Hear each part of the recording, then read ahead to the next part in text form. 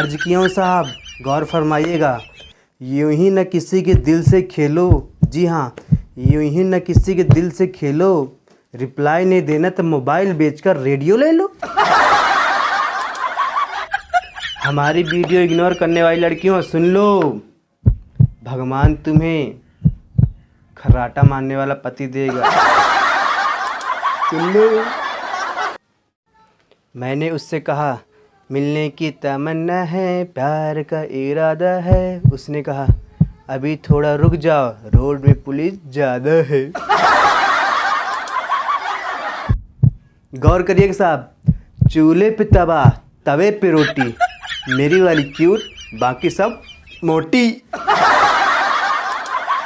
एक पत्नी अपने पति से कहती है तुम कोरोना से नहीं मर सकते, मेरी करवे चौथ पे भरोसा नहीं है क्या? भरोसा भरोसा। मेरे देशवासियों, देश का युवा अब जग उठा है। ये उठेगा और ब्रश करेगा और 1.5 GB डाटा खत्म करेगा।